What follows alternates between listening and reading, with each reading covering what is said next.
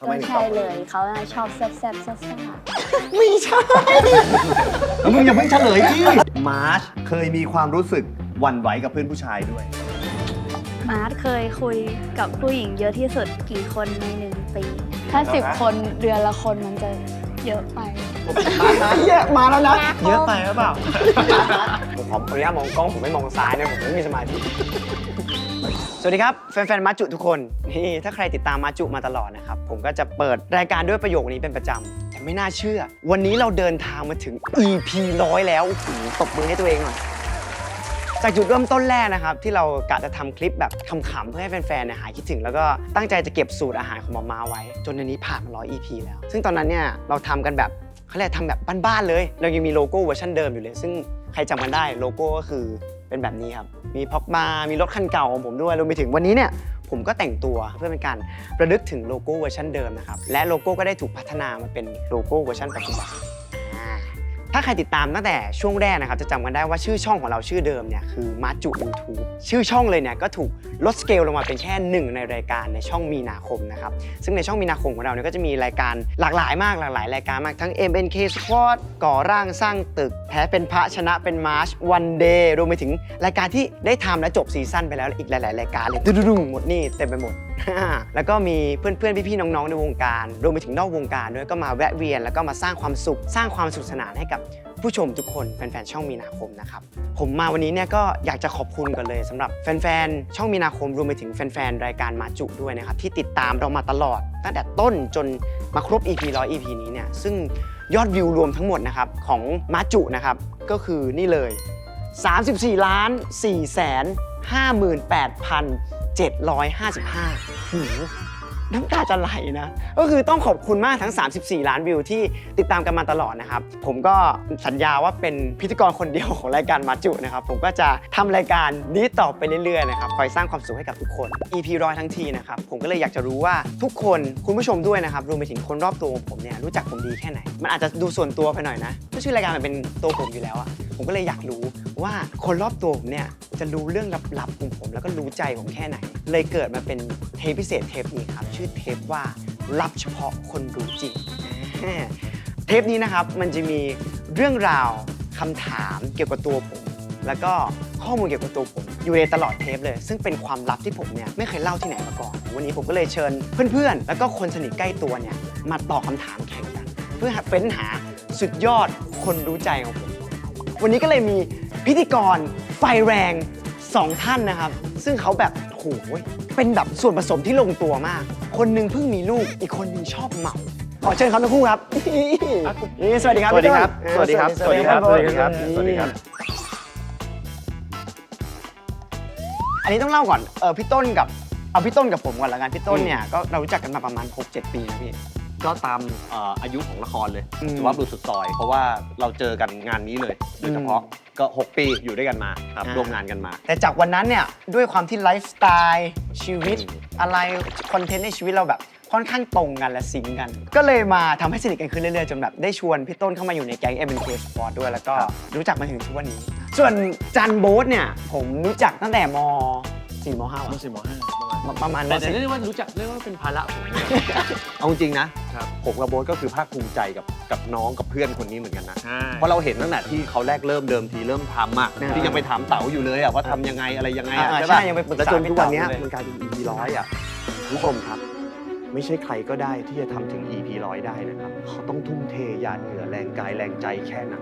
กว่าที่จะมาจนถึงทุกวันนี้ และ ทุ ใน ก วั วัน น นี้ เขาของกูคอน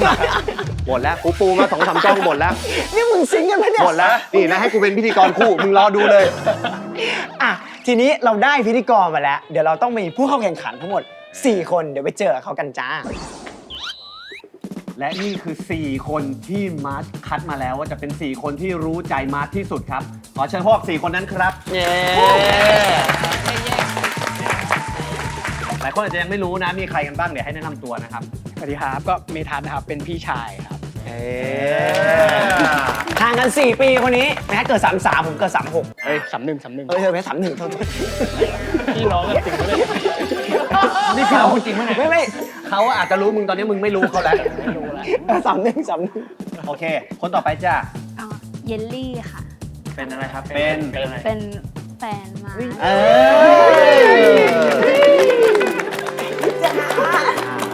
ครบแล้วนะครับทั้ง 4 คนนะครับที่ ผมอ๋อยังนะ สวัสดีครับตุ๊กครับ เป็น เพื่อนครับ ไอตูนี่คือเป็นเพื่อนตั้งแต่เซ็นทะเบียนก่อนนะ แล้วก็มาเป็นเพื่อนสมัยมหาลัยท่านสุดท้ายครับ สวัสดีครับ ชื่อก้าครับหรือหม่ำเป็นพี่ครับ เฮ้ยไม่พี่ พี่หมาเป็นพี่ที่จุฬาอ้าวพร้อมยังครับ พร้อมครับ ลูกเต้าเหล่าใครครับเกิดมา ตั้งแต่เกิดเลยมา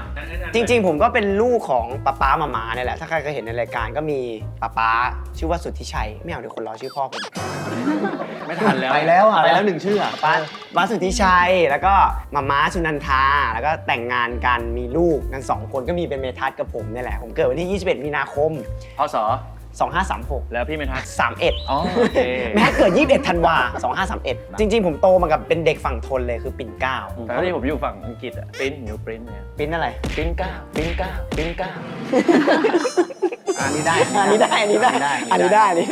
นั่นแหละผมอยู่เป็นเด็กปิ่นเกล้าตั้งแต่เด็กเลยก็เติบโตมากับตึกแถวที่มาซื้อมาเพื่อเปิดร้านขายเสื้อผ้าตอนเด็กๆอะไรเงี้ยจำได้ว่าเด็กๆเนี่ยติดค่อนข้างติดคนในครอบครัวนะติดเหมือนแบบติดนมแม่ด้วย ที่เหมือนหมาเคยเล่าว่าหมาน่ะกินนมแม่ถึง3 ขวบ 3 ขวบเลยเหรอ ใช่ 3 ขวบเลยเหรอ ต้องถามเยลลี่3 ขวบนี่คือกินจนโตไปใช่ไหม โตไปก็จริงๆ ถ้าแนะนำให้กินถึงขวบครึ่งอย่างเงี้ยค่ะ เกินกว่านั้นมันอาจจะไม่ได้มีสารอาหารเยอะแล้วเหมือนเป็นน้ำอะไรอย่าง อ๋อ เงี้ย นี่น่าล่ะ แล้ว ผมเลยเป็นทุกที แสดงว่าอีกปีครึ่งเนี่ยน้ำล้วนๆนะฮะ แต่หมาจะพูดตลอดนะว่าเฮ้ยเนี่ยไอ้น้องม้ามันแข็งแรงเพราะอะไรรู้ป่ะเพราะกินนมแม่จน3 ขวบ ใช่ นี่คือความเชื่อที่ผิดไปเลยเหรอ ไม่เขาเลยบอกว่า สารอาหารมาตลอด ใช่ มาบอกว่าวันรุ่งขึ้นที่จะเข้าโรงเรียนแล้วสัญญาว่าแบบต้องเลิกแล้วมาบอกว่ามันเลิกเลย ใช่ เหมือนสัญญากันว่าแบบตอนนั้นเรียนอนุบาลที่อนุบาลธรรมพิรักษ์ ทำพิรักษ์ ธรรมพิรักษ์ ฝั่งทน นี่วันนี้กูมาสัมภาษณ์จริงๆมั้ยเนี่ยทำไมข้อมูลคุณดูออกจากปากคุณแล้วมันดูไม่ค่อยน่าเชื่อถือวะ ธรรมพิรักษ์นุ่งประชา โอเค แล้วจนอนุบาล3เนี่ยเมทัศน์เนี่ยก็เรียนที่โรงเรียนเดิมต่อ ตอนนั้นแม่อยู่ป .4 แต่หมาจะให้ผมมาย้ายไปเซนคาเบียนเพราะตอนนั้นน่ะต้องบอกว่าเซนคาเบียนเป็นแบบเป็นโรงเรียนที่ค่อนข้างชื่อดังมีชื่อเสียงด้านการเรียน หยุดเล่าตรงนี้ก่อนครับ มีคำถาม มีคำถามเกี่ยวกับโรงเรียนเซนคาเบียนนะครับ ครับ เหตุผลในการสอบเข้าเซนคาเบียนของมาร์ชคืออะไรช้อยครับ มาครับข้อ1นะฮะอยากเท่เหมือนเด็กเซนคาเบียนแถวบ้าน ข้อที่2ถ้าใครรู้จักโรงเรียนเซนคาเบียนนะฮะสีกางเกงเขาจะค่อนข้างเด่นมากชอบสีกางเกงฮะ สีน้ำเงิน ใช่สีน้ำเงิน เข็ม ปัดเลย ขัดน้ำตาล ข้อที่3ฮะสอบติดแล้วหมาจะซื้อเครื่องเล่นเกมให้ฮะข้อ4ฮะไม่มีเหตุผลฮะหมาอยากให้สอบก็สอบไปฮะ มีไว้บอร์ดด้วยเหรอ ขั้นแขมตอบก่อน มีใคร นี่ขนาดนี้มันยังลอกเลยมันยังชะโงกดูอยู่เลย เฮ้ยแม่ไอ้ตู้อย่าลอกเลยทัดดิวะ คุณนี่มันเด็กหลังห้องจริง ตอบไปแล้ว โอเค ใครก่อน นะทุกคนตอบหมดแล้วนะครับ ถ้าพร้อมแล้วพลิกคำตอบออกมาครับ อะไร พี่เกณฑ์ครับตอบอะไร ทำไมคือข้อ3ป่ะ ข้อ เหตุผลของเมทัศน์ครับทำไมถึงเลือกตอบข้อนี้ทำไมถึงคิดว่ามาร์ทดีลไว้แบบนั้น 3จริงๆเป็นประสบการณ์ตรงครับมันไม่ใช่เหตุผลของมาคนเดียวมันเหตุผลของผมด้วยครับเพราะว่า อยู่ได้ เพราะว่าถ้ามาสอบติดเนี่ยผมก็จะได้เล่นเกมเพลย์ไปด้วยครับเพราะผมถึงขั้นแบบติวให้มาด้วยครับ เพราะอยากได้เกม เพราะอยากได้เกม อ่ะเยลลี่ทำไมถึงเลือกข้อ 3 อ๋อก็คิดว่าตอนนั้นสอบเข้าป .1 เด็กอนุบาล 3 ก็น่าจะอยากได้ของเล่นมากที่สุดแล้ว แล้วคิดว่าเป็นมาร์ทด้วยหรือเปล่าคุณรู้สึกว่าด้วยความที่เป็นมาร์ทน่าจะเป็นคนชอบ ใช่คิดว่าต้องมีอะไรของมาล่อเขาถึงอยากได้ ใช่ตรงดีครับตรงดีครับเป็นคนตรงดีผมชอบนะฮะ ก็เลยคิดว่าเป็นข้อ 3 น่าจะดีกว่านี้ไว้2 คนดูใช้ได้นะ ผล ไปดู2 คนที่น่าจะใช้ไม่ได้บ้าง ผมก่อน อ้าวเหตุผล ผมคิดว่าแบบตอนเด็กๆป .1 นะเขาน่าจะมีเหตุผลไม่เยอะ แม่บอกอะไรก็ทำไปอย่างนั้น แต่เขาเป็นคนเชื่อฟังแม่ไง นี่ไง แล้วถามหน่อย แม่พูดอะไรก็ทำ เมื่อกี้ตอนที่เมทัศน์บอกว่าผมอยู่ในเหตุการณ์หวั่นไหวไหมอยากแก้เป็นคำตอบกับเขาไหมอ่ะมามทำไมถึงเลือกข้อนี้ ผมเอาจากแบบความอินโฟที่ได้เมื่อกี้เนี่ย เพราะว่าก่อนที่เขาจะเข้าโรงเรียนแสดงว่าเขากินนมแม่ที่มันเป็นน้ำตั้งนานแล้ว แสดงว่าหัวสมองมันยังแบบแบงๆอยู่ ยังไม่ค่อยมีเซลล์ก็เลยไปก็เป็นไป อยากให้ไปก็ไป ไป เดี๋ยวเราจะให้มาร์ทเฉลยนะ เหตุผลที่สอบเข้าเซนคาเบียนของมาร์ทคือ คือข้อ 3 ครับแลกเกมเพย์ นะ สเตชัน1จำได้ตอน นั้ นั้น น ล เป็ อง น ถูกนะฮะ จะเป็นเยลลี่กับพี่เมทัศน์นะฮะ เป็นเครื่องสีเทาเลย ใช่ นี่เครื่องนี้เลย นี่อันนี้รุ่นนี้จริง ๆ คือจำได้ว่าตอนนั้นอะจริงจังมากคือเดินไปย้ำในครัวมาผัดข้าวเนี่ยก็จะไปย้ำทุกเย็นว่าม้าถ้าน้าม้าสอบติดน่ะจะซื้อเพย์ให้จริงๆนะพูดย้ำไปเรื่อยๆทุกวันจนเป็นแรงจูงใจแล้วเมทัศน์ก็ช่วยติวหรืออะไรว่าไป ใช่ผมก็จะเดินอ่านหนังสือหรือยัง ไม่ยังไม่อ่าน เพราะเพย์มันสำคัญกับพวกเรามาก งั้นต่อเลยนี่ หลังจากสอบติดเซนคาเบียนแล้วพอได้เข้าไปเรียนแล้วเป็นไงบ้างชีวิต ก็ดีอะผมรู้สึกว่าช่วงเซนคาเบียเป็นช่วงที่แบบสนุกเหมือนเราได้ทำกิจกรรมเยอะขึ้นเรามีแบบเตะฟุตบอลกับเพื่อนเล่นพักออฟทุกออดก็จะเตะบอลแปะแข็งแปะเข้อะไรว่าไป และนี่คือที่เป็นที่แรกที่ได้เจอตู้เลย ใช่ ปะแล้วทำไมถึงได้ไปสนิทกัน เลขที่ติดกัน ติดกัน แล้วคือไงพอเลขที่ติดกันมันก็เลยต้องแบบเวลาทำกิจกรรมหรืออะไรก็ต้องได้เจอกันบ่อยๆอะไรอย่างเงี้ยเหรอ เวลาส่งงานหรือว่าแบบบางวิชาเขาให้นั่งแบบไ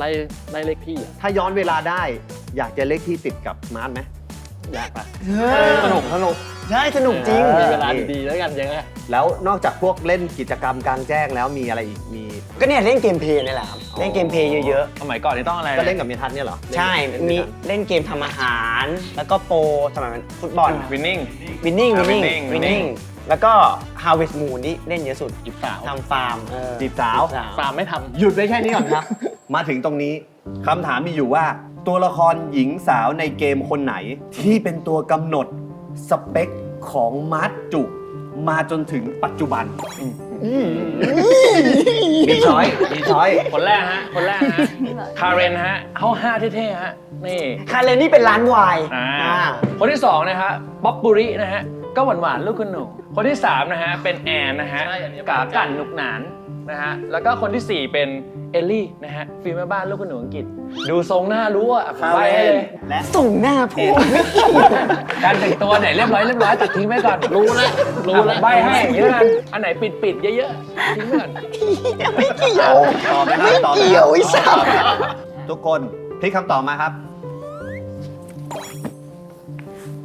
คาเรนเนี่ย มันจะเป็นลูก เดี๋ยวให้เขาอธิบายก่อนให้เขาอธิบายก่อนอย่าเพิ่งรีบร้อนตัว เราตัวเลย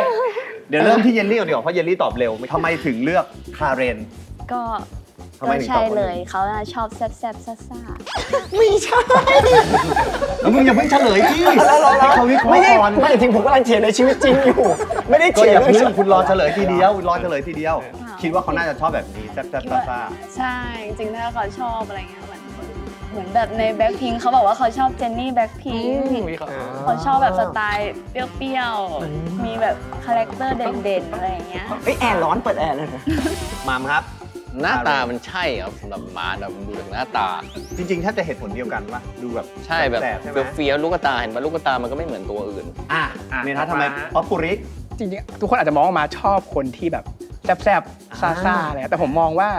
ลึกๆเขาหาคนที่แบบมีความเรียบร้อยหน่อย จริงๆอ่ะมันเคยบอกว่ามันชอบคนที่แบบคล้ายๆหมาแต่จริงๆหมาก็แซบ แล้วส่วนวิเคราะห์อันที่สองที่ผมลังเลเนี่ยคือผมอะตอนเด็กๆอะผมคุ้นมากคือผมรู้สึกว่าไอ้ป๊อปปูลิเนี่ยมันอยู่ในเกมของเราสองคนบ่อยมากแต่ผมไม่แน่ใจว่าผมเป็นคนจีบป๊อปปูลิหรือมาจีบแต่จำได้ว่ามันชอบไปทำอะไรเกี่ยวกับฟาร์มไก่บ่อยๆอะผมก็เลยคิดว่าไอ้ป๊อปปูลิละมั้ง ตู้ทำไมถึงเป็นข้อ 4 เอลิ น่าทะนุถนอม คาเรนอ่ะมันดูแบบแซบๆแบบร้ายๆเกินใช่ป่ะมันอาจจะแบบเป็นคู่ชีวิตมาร์ทไม่เหมาะมันแบบอยู่ด้วยแล้วคงไม่สบายใจ แต่ว่ามาร์ทชอบคนแบบน่าจะเป็นคนที่แบบดูแลคอยเทคแคร์แล้วก็เอาใจใส่มันดูมีอะไร พึ่งพาได้ มากกว่าแบบอีกสองคนกลางที่แบบมันออกไปทางหวานมากเกินมีคนถูกอ่ะ เอาแบบนั้นแหละ มีคนถูก เฮ้ยมีคนถูก แล้วต้องบอกว่าเหตุผลที่เขาตอบมาแบบถูกทุกกระเบียดต้องเดินไปกอดแต่รู้ใจจริงๆต้องเดินไปกอดแต่รู้ใจจริงๆเฮ้ยพี่หม่ำไอ้ตุ๊จริงๆ เอลลี่ เอลลี่นี่แหละเหตุผลคือถูกหมดเลยเว้ย จริงป่ะ ใช่ อยู่ด้วยกันมา คือเมทัศน์แล้วก็มีส่วนถูกเว้ยเมทัศน์กำลังงงอยู่คือเอาเรื่องราวในเกมก่อนนะคือจริงๆอ่ะผมมาลองจีบครบหมดแล้ว เราลองศึกษากันหมดคือเราจะไม่เราให้เกียรติทุกคน ให้เกียรติทุกคน มันมีบรรณารักษ์อีกคนหนึ่งด้วยใส่แว่นเราก็ลองคือเราไม่ได้ตัดเขาทิ้ง นี่คือความคิดของเด็กที่เล่นเกม ตอนประถมนะฮะ ที่ขอแม่เมื่อว่าสอบเข้าจะซื้อเกมนี้ ใช่ก็คือเซฟเราก็เล่นไปเรื่อยๆแต่ว่าสุดท้ายอ่ะเซฟหลังก็มาหยุดที่เอลลินางพยาบาลด้วยไม่รู้ทำไมเหมือนกันเรารู้สึกว่าเราจีบคนนี้แล้วจะสบายใจสุด ถ้าอย่างนั้นนะครับอยากให้ทุกคนดูนะครับ ดูการแต่งตัวของเอลลี่นะครับ บาง และดูการแต่งตัวของดูเอลลี่และเยลลี่นะครับ ชื่อยังคาย นั่นเป็นอะไรเนิร์ส Nurse ด็อกเตอร์ Doctor ว่าเพิ่งเห็น เติมตัววายเข้า คุณ ไป กำลังจะได้เจอฮาร์วิสมูนในชีวิตจริงซะแล้ว เฮ้ย นี่ไง เฮ้ยตอนนี้ไอ้ตู้หนึ่งแล้วหนึ่งพี่หม่ำศูนย์ขอบคุณมากพี่ พูดถึงในเกมไปแล้ว และชีวิตในช่วงนั้นก็คือนอกจากสนุกแล้วเนี่ยเห็นบอกว่ามีคนที่ไม่ชอบอยู่ด้วยตอนที่อยู่ที่โรงเรียนนะ ใช่ตอนเซนคาเบียนเนี่ยผมจริงๆอ่ะมันก็เพื่อนๆกันหมดนะเด็กๆเราจะไม่ค่อยคิดอะไรกับใครไงแต่ว่าแบบตอนประถมต้นเคยต่อยกับเพื่อนคนหนึงแบบลงไม้ลงมือกันอะทุบกันแรงต่อหน้าครูด้วยนะ ต่อหน้าครู ต่อห ด้ว น้าย ครูเลยใช่ เหตุผลคืออะไร ซึ่งนี่แหละครับ เอา คือคำถามต่อมา เหตุผลที่มาร์ทไม่ชอบหน้าเพื่อนคนนี้คืออะไร ข้อที่หนึ่งอะชอบนักบอลคนเดียวกันนะข้อที่สอง ต่อยกัน เพื่อนชอบอวดรวยครับ เพื่อนชอบอวดรวย ข้อที่ 3 เพื่อนสนิทมาชอบไปเล่นบ้านเพื่อนคนนี้ แล้วก็ข้อที่ 4 เพื่อนชื่อเมทัศน์นะฮะเหมือนพี่ชายฮะ อ้าว ดูเหตุผลแต่ละข้อนะฮะ 4 ข้อ เป็น เขียน เด็ก คำตอบได้ ๆช เล อบ ยครับ ทะเลาะเรื่องอะไรกัน เขียนคำตอบได้เลยครับเฮ้ยเขาคิดจริงจังเขาค้ำคออยู่นะศักดิ์ศรีค้ำคออยู่นะแต่ละคนน่ะทุกคนหันคำตอบมาครับ เฮ้ย มีถูก มี ไหม เมทัศน์คนเดียวที่ตอบว่าชอบนักบอลคนเดียวกัน นอกนั้นตอบว่าเพื่อนสนิทมาร์ทชอบไปเล่นบ้านคนนี้เมทัศน์นี่ข้อหนึ่งอันนี้ผมอยากรู้เหตุผลมากเลย คือผมรู้สึกว่าสำหรับผมดูเป็นเหตุผลเดียวที่จะทำให้เด็กคนหนึ่งที่มีแพชชั่นเกี่ยวกับเรื่องนี้มากๆแรงพอที่จะทำให้มีปมอะไรกันอะไรเงี้ย แล้วก็เลยคิดว่าข้อ3ไม่น่าใช่ไม่น่าจะมาอิจฉา ใช่ เพื่อน ครับ หรือ ใช่อย่างข้อ 4 เพื่อนชื่อเมทัศน์เนี่ยมันก็มี 2 กรณีคือ 1 คือเกลียดผมเลยไปต่อยเพื่อนคนนั้น ซึ่งก็ไม่น่าใช่ หรือว่า 2 คือรักผมมากไม่อยากให้คนอื่นชื่อเหมือนผมอะไรเงี้ยซึ่งผมก็ยิ่งไม่น่าขนาดนั้นอีก เฮ้ยลึกซึ้งนะพี่ชายคุณถือว่าลึกซึ้งนะเนี่ยเขาวิเคราะห์ดีนะเนี่ยถึงเวลาต้องเฉลยครับมาร์ทเหตุผลที่ไม่ชอบหน้าเพื่อนคนนั้น เพราะว่า และคำตอบก็คือข้อ 4 เพื่อนคนนั้นชื่อเมทัศน์คือมันไม่ได้เป็นเพราะสาเหตุว่าเฮ้ยมึงชื่อเมทัศน์ออกปังคือมันเป็นความคอมเมนต์อยู่แล้วมันเหมือนว่า สมมุติว่าถ้าเพื่อนชื่อแบบไอ้ตู้ชื่อพงพลชื่อวรากรแล้วก็จะผ่านไป แต่พอแบบเรามาอยู่ห้องเดียวกับแม่งชื่อเมทัศน์มองแล้ว แค่นี้เลย รู้สึกแล้วเมทัศน์แม่งน่าจดจำละ อ่า อันนี้ก็จุดเริ่มต้นแต่เสร็จปุ๊บแม่งก็อยู่เต้นอยู่ข้างๆกันมันเหมือนแบบครูเขาให้เต้นอะไรสักเพลงหนึ่งตัวมันมากระแทกเราอย่างงี้เมทัศน์แม่งกระแทกโทษหน่อยพี่ต้นโทษนะอย่างงี้ปุ๊บ ผลักกลับเลย ผลักกลับปุ๊บมันผลักกลับมาแรงขึ้นผมก็ผลักแรงกว่าเดิม แล้วมันผลักผมประมาณทีที่ 3 เหมือนแรงมากๆ ผมเลย ต่อยเลย ตอนนั้นอายุเท่าไหร่นะ ป .2 ป .3 อะไรเงี้ยประมาณนั้นเหมือนแบบนัวเลยแล้วครูต้องมาห้าม แล้วหมาเคยบอกว่าแบบชื่อเมทัศน์มันเพราะก็เลยตั้งเป็นชื่อเล่นเลยหมาจะพูดให้ผมฟังบ่อย แล้วผมก็จะจำในหัวว่าชื่อเมทัศน์มันแปลกเป็นชื่อเล่นเลยมันชื่อเมทัศน์มันซ้ำพี่ มาจะบอกว่าแล้วไม่ค่อยมีใครซ้ำ ไม่ค่อยมีใครซ้ำแล้วไม่สึกซ้ำไงโอ้ เข้าใจงั้นโอเคเข้าใจแล้วถ้าอย่างนั้นเหตุผลเนี้ยน่าจะเป็นห่วงแล้วล่ะนะครับถ้าอย่างนั้นแสดงว่ามันก็จะมีความขี้ห่วง ผมก็พยายามวิเคราะห์ให้เป็นทางนั้นเหมือนกันพี่ต้น แต่ว่าขอโทษเพื่อนชื่อเมทัศน์ด้วย ถ้ายังแบบมีโอกาสได้ดูเทปนี้ที่เซนคาเบียนก็จริง ๆ คือนายไม่เกี่ยวอะไรเลยแหละแต่ก็มาเจอตัวเราตอนนี้ได้ล้อเล่นไม่เกี่ยวอะไรเลยก็เป็นเพื่อนที่ดีต่อกันแยกย้ายกันไป หลังจากจบจากเซนคาเบียนแล้วไปเรียนที่ไหนต่อครับ เซนคาเบียนแล้วก็จริง ๆหม่าอยากให้เข้าสวนกุหลาบวิทยาลัย แต่ว่าตอนนั้นน่ะหม่าไม่ได้เอาเพมาล่อเหมือนตอนเด็กไงผมก็เลยสอบสวนกุหลาบไม่ติดละ ก็ได้แหละก็เลยไปเข้าสามเสนวิทยาลัยก่อนสามเสนวิทยาลัยมันก็เป็นโรงเรียนสหะ ให้เห็นบอกว่าอันนี้เป็นสหครั้งแรกในชีวิตเลย ใช่เพราะว่าเซนคาเบียนมันชายล้วน จริง ๆ แบบอนุบาลก็เป็นสหะแหละแต่ว่าเราจำฟิลไม่ได้หรอกว่ามันแบบเป็นยังไง แต่ว่าเซนคาเบียนเราอยู่ 6 ปีเป็นชายล้วนอย่างเดียว แล้วก็พอมาสหะตอน3 เสนแล้วก็ปรับตัวไม่ค่อยได้ สมัยเซนคาเบียนเนี่ยผมแบบ เกเรหัวโจกในห้อง เป็นเรียกว่าเป็นหัวโจกคือทำสงครามแม็กกัน ก็ผมเป็นกัปตันแบบนำทัพคือเด็กๆมันจะมีกิจกรรมที่เอาแม็กมายิงใส่กันอย่างเงี้ย โอ้โหเป็นกิจกรรม แบ่งกันครึ่งห้องแล้วยิงเป็นปืนกลอย่างเงี้ยยิงลบกัน แล้วก็มีโดนเข้าตาก็ไปห้องพยาบาลอะไรเงี้ย ไม่ดีนะครับเด็กๆ อันนี้ไม่ดีแต่หนุกมากเลยตอนนั้นไม่หมั่นโคตร เยลลี่คิดไงจากพฤติกรรมแบบนี้ ไม่ดีค่ะ อาจจะทำไปสู่ความรุนแรงตอนโตได้ อ๋อ อาจจะติดนิสัย ใช่ แต่มันก็ไม่ติดนะโตมาก็ไม่ได้เป็นคนรุนแรงอะไร ใช่ไม่ ย้อนกลับไปดูคลิปที่มันตบนะฮะ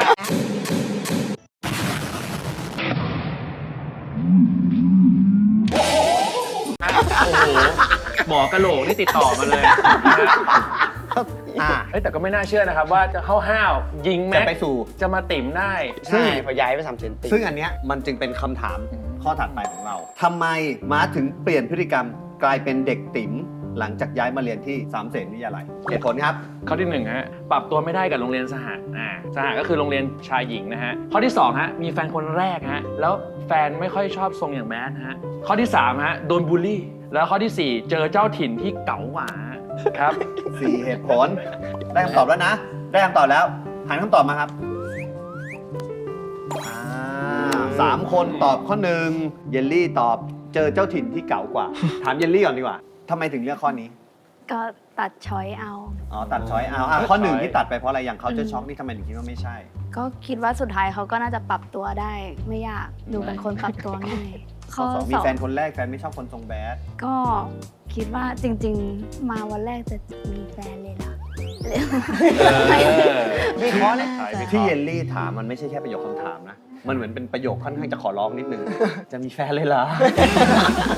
เร็ว มาวันแรกก็มีแฟนเลยเหรอ ก็เลยคิดว่าข้อ 4 น่าจะใกล้เคียงสุด ใช่ เจอเจ้าถิ่นที่เก่ากว่าเมทัศน์ครับข้อ 1ทำไมถึงเป็นเพราะ culture shock เท่าที่จำความได้นะคือเหมือนมาร์ทอะน่าจะมีความตั้งใจว่าจะเข้าอย่างที่มันเล่าอะอยากเข้าสวนกุหลาบมากกว่าอะไรเงี้ยแล้วสุดท้ายก็จับพัดจับผูคือไม่ได้ตั้งใจแล้วมาเข้าเรียนที่นี่อะไรเงี้ยครับบวกกับ culture shock เรื่องของแบบโรงเรียนที่เคยเป็นไทยล้วนด้วยอะไรเงี้ยผมว่าเด็กวัยนั้นอะก็น่าจะมีความติดเพื่อนนี่แหละมันเลยทำให้เด็กคนหนึงอะครับที่จะหงอยได้ ฟังคำตอบกันฮะ เหตุผลที่เปลี่ยนพฤติกรรมกลายเป็นเด็กติ๋มหลังจากย้ายมาโรงเรียนนี้ เพราะว่า ข้อ 4 ครับ เจอเจ้าถิ่นที่เก๋ากว่า เด็กถิ่นเฮ้ย คือจริง ๆ แบบด้วยความที่เซนคาเบียนมันเป็นโรงเรียนที่แบบเรียกว่าลูกคุณหนูไหมไม่ถึงว่าเรียนฟิลลูกคุณหนูหน่อยส่งมาเรียนหน่อยแต่ว่าฝั่งสามเสนเนี่ยเขาก็จะมีแบบคล้ายๆการหาเด็กต่างๆ เข้ามาเรียนทั้งสอบทั้งอะไรอย่างเงี้ยเราคิดว่าเราป .6 เราเก๋าแล้วแต่พอไปเจอคนที่เขาแบบเด็กที่ป .6 ขึ้นม .1 ที่ผ่านการใช้ชีวิตมาจริงๆแล้วมันเป็นคนละแบบเลยเขาโตกว่าเราเยอะวุฒิภาวะเขาดีกว่าเราเยอะเราเลยงอ แล้วมันมีเหตุการณ์อะไรที่ทำให้เรารู้สึกว่าโหเรางัดกับพวกนี้ไม่ไหวแน่เลยว่ะ ก็มีตอนมีแฟน มี มีแฟนคนแรกเขาเป็นแบบแฟนท็อปสุดในรุ่นแบบเป็นตัวท็อปอะไรเงี้ยแล้วแบบคือเขาก็มีฝ่ายแบบแก๊งเก่าๆชอบเหมือนกัน เราก็เดินเหมือนแบบจุงมือปั๊ปปี้เลิฟเฉยๆอะไรเงี้ยแต่ว่าเหมือนเขาดันคิดว่าเฮ้ยเดินยั่วกูเหรอคอมเมนต์ก็เลยจะโดนตีน ก็เลยโลโปรไฟล์ไปเก็บตัวไป โลโปรไฟล์หมาจับย้ายโรงเรียน หลังจากที่เข้าโรงเรียนนั้นแล้วติ่มไปกี่ปีที่ ส ยู่ อง ที่นั่น ครับสอง 2 ปีแล้วหลังจาก2 ปี 2 ปีจากนั้นก็ย้ายโรงเรียนมาสวนกุหลาบวิทยาลัยตอนม อ่า .3 ช่องม .3 ที่ผมเข้าไปอยู่เนี่ยเหมือนแบบรวมเหมือนเรียกเข้าว่าอีกาคือแบบมันรวมแบบชายเดือดดานอยู่ในห้องเดียวกันอะซัดกันทุกวันต่อยกันต่อหน้าพระอาจารย์ปั้งแล้วแบบตอนแรกมันช็อกร้องไห้กลับบ้านทุกวันนะครับต้องมาบอกว่าแบบการเรียนมันแข็งมาม่าบอกว่าคนเรียนไปก่อนนะฟิลนั้น ปีหนึ่งการ คือผมก็ฝ่าฟันประมาณนึงแต่ว่าสุดท้ายผ่านไปมิดเทอมแรกจุดเปลี่ยน คือผมขึ้นมาเป็นอัลฟาของห้องงงไหม มึงไปซัดมา เขากลับขึ้นมาจนได้ กำลังคิดภาพว่าผมตัดอีก 49 คนที่เหลือหรือเปล่าไม่ใช่ เพราะคะแนนมิดเทอมผมท็อปทุกวิชา แล้วทุกคนคือวินี่มันคือใครวะเนี่ย พอประกาศงานกลุ่มปุ๊บไอ้มาร์ทกูอยู่กลุ่มมึง ไม่เอา โอ บ้า เค เด็ก โอเคหลังจากนั้นมีอะไรก็ช่วยเหลือได้เลย ไม่ถือว่าเราเป็นเพื่อนกันเลยแบบเตะบอลด้วยกันแต่แค่ไม่เป็นไรงานกลุ่มเพราะว่างานกลุ่มผมสบาย ผมเอาของไปฮัทมาส่งต้องบอกว่าผมไม่มีอะไรเสียเลย งานกลุ่มโอเคเดี๋ยวอยู่กลุ่มกูได้จัดให้เอาชื่อมา ก็เอาทั้งไฟล์เมทัศน์เป็นเด็กที่มีระเบียบมากมันเซฟไฟล์แบ่งวิชาแบ่งชื่อโครงงานจนผมสามารถหาได้เลยว่าอ๋องานนี้เหรออาจารย์สั่งเหมือนเดิมพิมพ์ชื่อเราเข้าไปเปลี่ยนขอบหน้าปกนิดหน่อย นามสกุลก็ไม่ต้องเปลี่ยน นามสกุลไม่ต้องเปลี่ยนแค่จุดเมทัศน์เป็นจุดเทา และไม่น่าเชื่อฮะไฟล์ที่มึงยังอยู่ในเครื่องผมอยู่เลยนะทุกวันนี้ แต่มันเป็นเรื่องไม่ดีนะ อันนี้พูดไปเฉยๆคือแบบ ครับ หลักสูตรมันก็ต้องอัปเดตไปเรื่อยๆ ไม่งั้นเด็กมันก้าวนำ ไม่แต่ว่า ทำกันอย่างนี้อยู่ มาร์ทก็ไม่ได้แค่เปลี่ยนเนี่ยมาร์ทก็นั่งอ่านทั้งหมดด้วยถูกป่ะ ไม่ฮะ ไม่ฮะ แม้แต่โชวี่กูดีกู อ๋อ ด้วย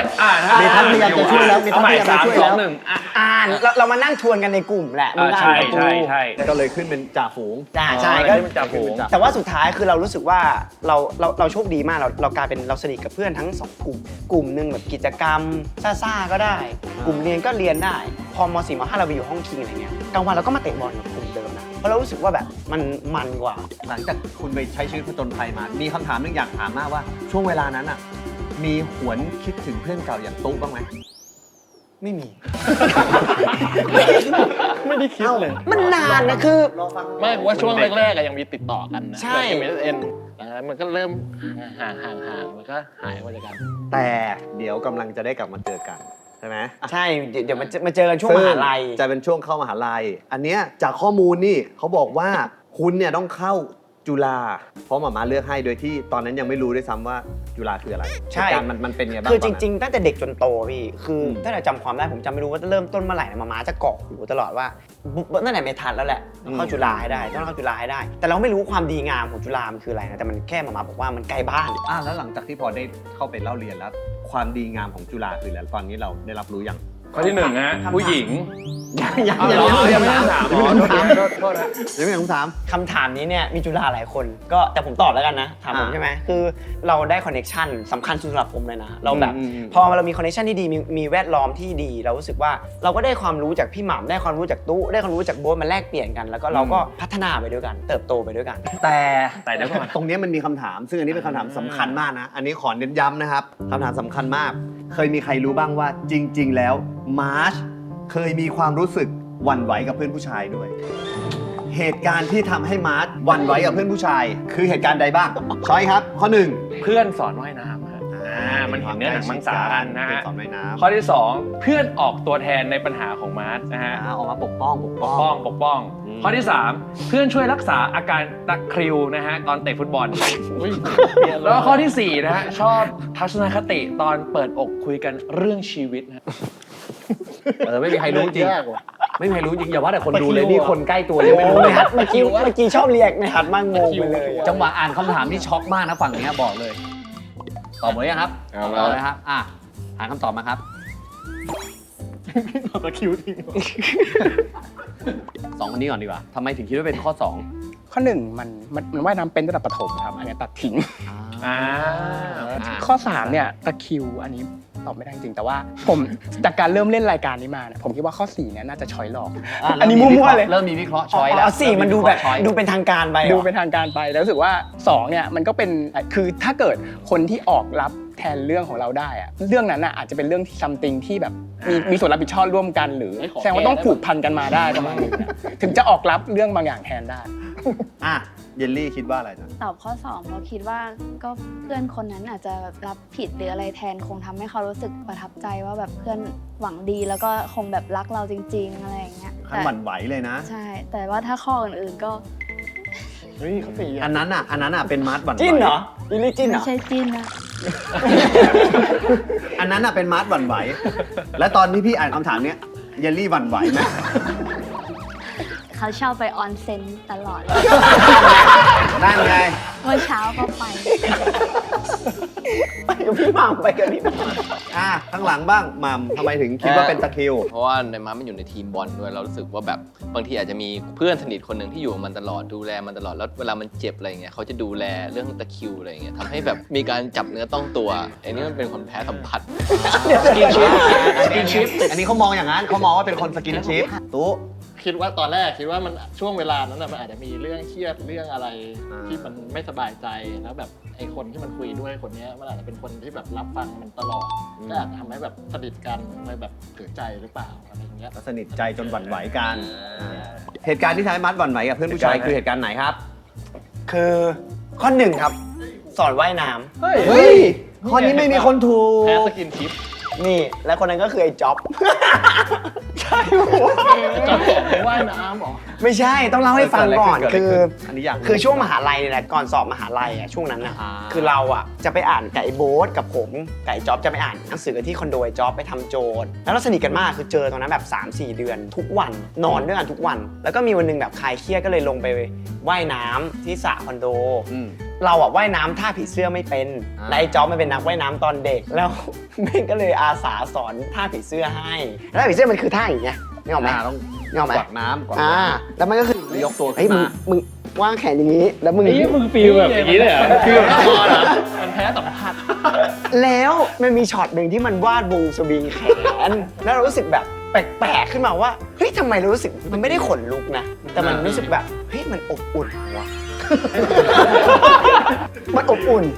มันเป็นความอบอุ่นมากกว่าเราก็เลยแบบอยู่คิดเกิดตัวเองอยู่พักหนึ่งประมาณอาทิตย์2 อาทิตย์ เป็นอาทิตย์ด้วย แต่ไม่ได้บอกจ็อบนะเนี่ยก็เลยวันนี้เดี๋ยวโทรหามันไหม วันนี้แหละ นี่เขาถ่ายกันอยู่ตอนนี้คุณอยู่กับ นี่พี่ต้น สวัสดี เย ครั ล บ ลี่เมทัสไอตู้พี่หม่ มันเป็น EP 100แล้วพอดีวันเนี้ยมันมี ำเขินที่จะพูด มันมีคำถามในเนี้ยที่พี่เป็นคนถามมานะ แล้วมันเกี่ยวกับจ็อบด้วย เป็นคำถามที่พอหลังจากที่เราเฉลยเสร็จหมดแล้วเนี่ยมาร์ทอยากจะคุยกับจ็อบ มีอะไรจะเซอร์ไพรส์ ต้นเกิดไปเลย คือให้เกิดเลยเหรอ พี่ ให้ เกิด เลยเหรอ ไม่เอา ให้เกิดเอาเขินด้วยมันต้องคุยเองดิต้องคุยเองดิ ไอ้จ๊อบมึงจำช่วงที่เรา3 คนไปเก็บตัวที่คอนโดมึงได้ปะหรือแล้วมันมีวันหนึ่งที่มึงสอนกูว่ายน้ำอะ สีเสื้อ ท่าผีเสื้อ ทำให้จ๊อบกับมึงรู้สึกไง หายจ๊อบก่อน คุณแล้วตอนสอนมึงรู้สึกอะไรตอนนั้น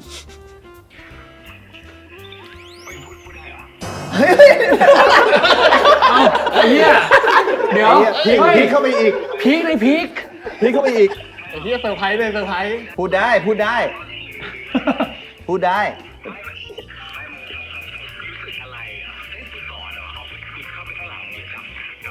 จับแขน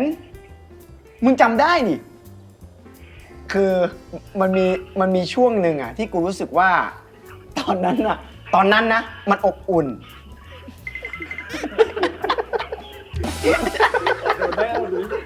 บอกแล้วมันไม่รู้ เรื่องนี้กูไม่เคยเล่าให้มึงฟังเลยนี่มึงไม่เคยรู้เลยนี่มึงไม่กูว่าจ๊อบอ่ะอาจจะไม่ได้รู้ตอนท่าผีเสื้อ อาจจะเป็นท่ากันเชียงหรือเปล่า จ๊อบกูโทรมาแค่นั้นแหละเดี๋ยวไว้โทรหา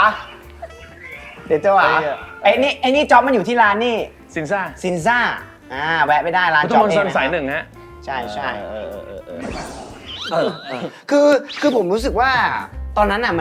มันเพียวนะคือไม่ถึงว่าเราเชื่อความรู้สึกตัวเองเฉยๆเราแค่ถามความรู้สึกตัวเองเฉยๆว่ามันไม่เกี่ยวกับเรื่องชายหญิงแต่มันคือบุคคลคนนี้เราแค่รู้สึกเอ้ยทำไมเรารู้สึกอบอุ่นกับเขาแล้วไม่รู้สึกแบบรู้สึกดีตอนที่เขาแบบสอนเราอะไรเงี้ย สุดท้ายเป็นความรักในแบบรูปแบบหนึ่ง ความรักรูปแบบหนึ่งใช่ แต่เราแบบดันงงเองไม่เข้าใจไงว่าเรา ใช่อาจจะเป็นฟิลนั้นมากกว่า ข้อต่อไป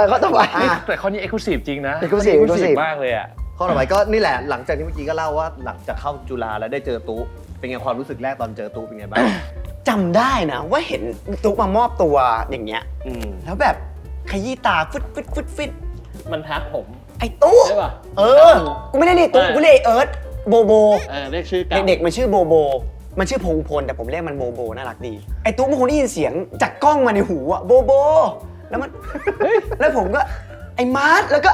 ไอ้จู่กูเรียก ไอ้จุเรียกไอ้จุ เด็กๆเรียกไอ้จู่ เฮียแล้วแบบอย่างนั้นเลยอะกล้องในหูก่อนอะแล้วมาเจอกัน เหมือนตอนจ๊อบสอนว่ายน้ำเลยป่ะ และ EP นี้นะฮะ ซึ่งก็ถือว่าก็เรียกได้ว่าน่าจะเป็นวัยที่สนุกสนานอยู่พอสมควร ใช่ เพราะว่าไอ้การที่ได้สนุกสนานและได้เป็นตัวของตัวเองที่สุดนี่แหละ มันนำมาสู่คำถามนี้คำถามเนี้ย พีค อยากให้เยลลี่ได้เป็นคนอ่าน โอ้ย อะไรวะ อ๋อ คำถามว่ามาร์ทเคยคุยกับผู้หญิงเยอะที่สุดกี่คนใน1 ปี ตัวไม่งเองยังไม่รู้เลยมั้ง ช้อยครับช้อยฮะมาร์ทเคยคุยกับผู้หญิงเยอะที่สุดกี่คนใน1 ปี คำถามแม่งฆ่ากูประมาณหนึ่งเหมือนกัน ข้อที่1ฮะ5 คนฮะข้อที่2 10 คนฮะข้อที่3 15 คนครับแล้วข้อที่4โอ้โห20 คนนะฮะ และข้อที่5 800 คนนะอ๋อไม่มี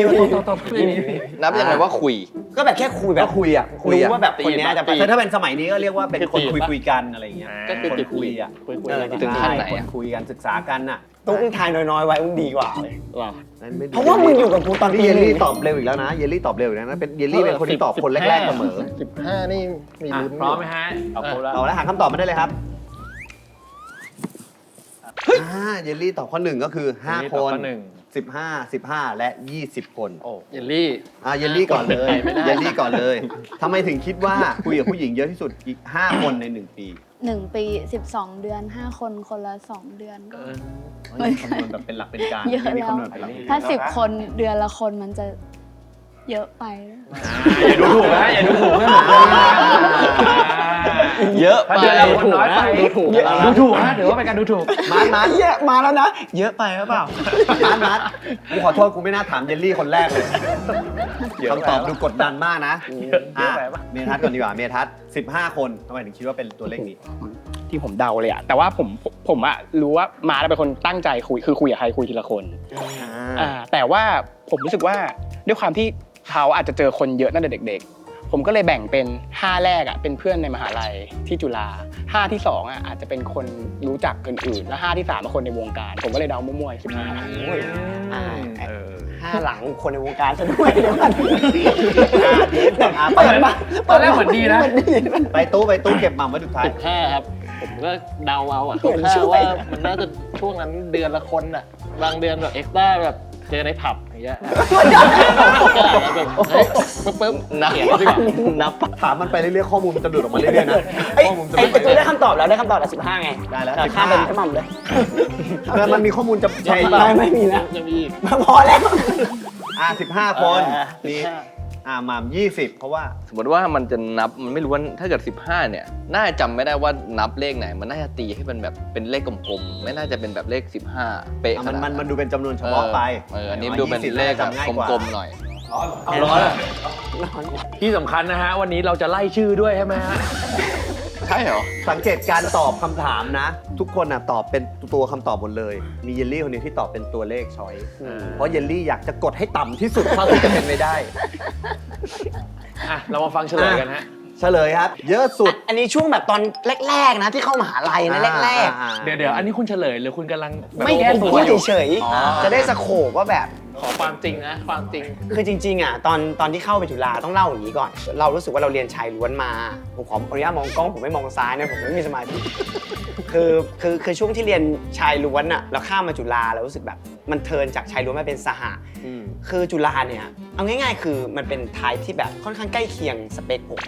แบบดูเรียบร้อยสดใสมีพลังบวกแล้วก็แบบตั้งใจเรียนหนังสือ ก็เลยรู้สึกว่าคนนั้นก็มีเสน่ห์คนนี้ก็มีเสน่ห์คือมันเหมือนเปรียบเสมือนแบบเราเดินเข้าไปในสวน แล้วมันแบบมีทุ่งดอกไม้นานาชนิด เราชอบดอกไม้ แล้วในอันนี้ก็สวยคือเขามีความงามในแบบของเขาอะไรเงี้ยเราก็เลยอยากเข้าไปเดินไปดูก่อนใกล้ๆก่อนแต่เรายังไม่ได้ ได้เด็ดได้ดมไหม ไม่ได้แบบจะตัดเขาออกมาไปเด็ดเขาออกมา แต่ว่าแบบก็ดูใกล้ๆปุ๊บรู้สึกว่าเอ้ยโอเคอาจจะยังไม่ใช่ไม่เวิร์กอะไร ก็ทำเขาเหี่ยวเฉาตาย แต่เราไม่เคยดู2 ดอกพร้อมกัน แต่มัดไม่ได้ดูเป็นดอกมัดดูเป็นแปลงฮะดูแปลง เป็นช่อเรียกว่าเป็นช่อ กูสั่นลงของกูมาได้นะกูสั่นลงของกูมาสวยฮะ ครับเป็น นั่นแหละก็เป็นประมาณนี้คือมันเป็นความสดใสเป็นปั๊ปปี้เลิฟมากกว่าเป็นวัยฮอร์โมนวัยวาวุ่นอะไรเงี้ย คำตอบ และคำตอบ คำตอบคือ คำตอบคือข้อ2ครับ10 คนประมาณ10 คน เห็นไหม และ10 คนตอนนี้ฮะรออยู่หน้าสตูเลย และ 10 คนเราจะไล่ ไม่ โทรหา 10 คน นั่งเล่น5 คนเป็นแก้ตัว ยังไงดีแซวเล่นมาแซวเล่น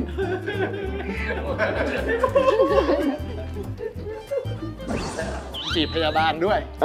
เดี๋ยว ขอมือหน่อยผมจะตายหรือเปล่า เรื่องจริงใช่ไหม นักแสดงหญิงที่มาร์ทปลื้มมากๆ คือใคร